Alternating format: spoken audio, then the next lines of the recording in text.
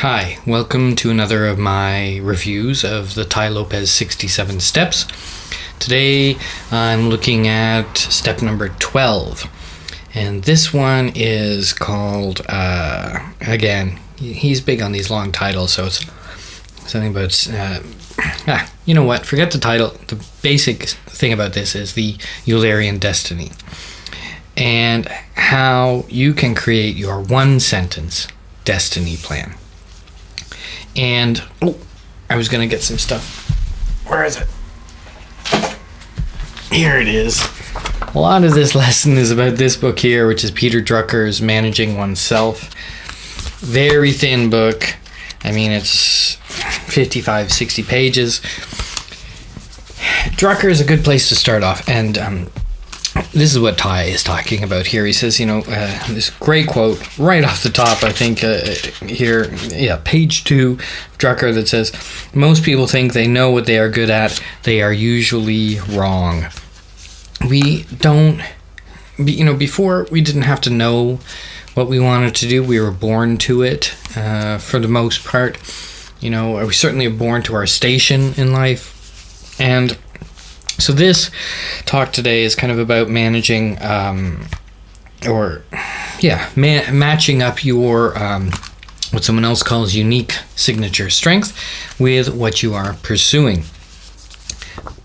Read this book, by the way. Simple and easy, and it'll ask you some questions that you need to be able to answer about yourself.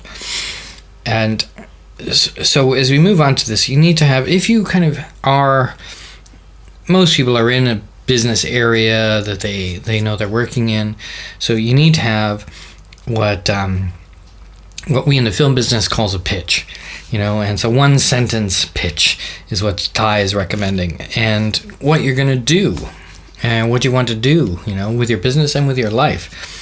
And Tai's thing is that your pitch, your one sentence, should be 12 to 20 words, though his own one is only 6 words, which is spreading good ideas through mass media.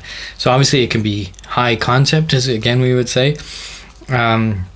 If you are in the screenwriting business, you should know how to do a one-sentence pitch already. And if you're not, there's a great book called Save the Cat, where it actually lays out how to structure a pitch sentence. And importantly, use normal human speech. Don't use these crap buzzwords like, we're gonna extrapolate the intention of social network, blah blah blah blah blah. Should be something very basic, very simple, and very easy for people to understand. So there's thing number 1. And then you say, well, I've got a lot of things I could do, and as Tai points out, you don't actually have the amount of choices that you think you do. Because you have to keep in mind the 5% rule, Tai's 5% rule, and that is, it's not so difficult. There's 7.5 billion people on the planet. It's not so difficult to be better than 95% of them in a certain area. But those last 5% are the ones that are really going to get you. And you have to be better. You have to be in the top 5% of the world. You're competing on a global stage. And there's not too many things that you can beat too many people at. Tai's example is Michael Jordan deciding to play baseball, after a great career in basketball, just because he loved baseball, and he wasn't cut out for it. And it's true that you have lots of choices in things you could be average in, but I don't think there's few you could be great in. You don't want to live one of these lives of quiet desperation, And that's true with companies as well. You and businesses both that can spread out too thinly. And a good example is, what Jack Welch did when he came into GE. At that time, GE was doing hundreds and hundreds and hundreds of things. And he went through and pared it down, got rid of the departments and the companies that he didn't think they could be number 1 in. They kept NBC, but so obviously his judgment wasn't perfect. But, that's the thing. There's nothing wrong with diversification. It's the number of things that you're going after. In Asia, there's a saying, a man who chases 2 rabbits catches none. So and you're not Leonardo da Vinci if that's what your excuse is going to be. So this is Tai's thing. And again, a lot of these words are coming out of Tai's mouth as well in this lesson.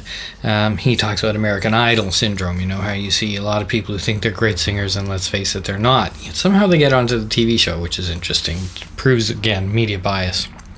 So how can you identify this thing, this Eulerian destiny? Now, Eulerian destiny, take out destiny, we're talking about a Eulerian diagram, and diagram is from a 18th century Swiss mathematician, Euler, who came up with basically overlapping circles. You say this and these overlaps and that, you've seen those, and that's kind of a Eulerian diagram. And Tai's process for coming up with what you can be great in, what you can be in that 95th percentile in, is to have 4 circles in that spot in the middle. Find the intersection in the middle. And his four circles are, what did you grow up around? Because from a very early age, a lot of stuff's hardwired into you.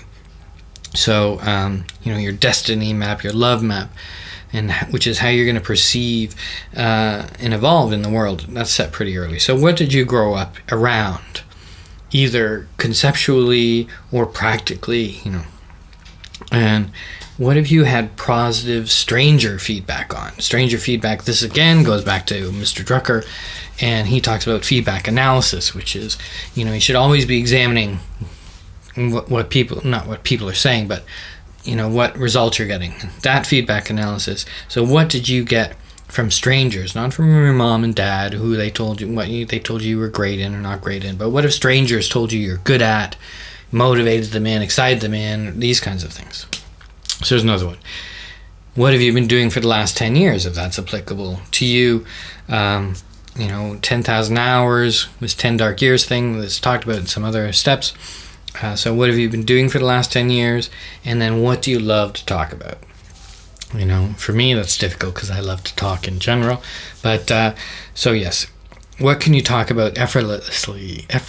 Did I say that right? Effortlessly. And take those 4 things, and that intersection there, hopefully, is the area where you can be, in the 95th percentile. So, and, you have it. I just had a dog sit on me.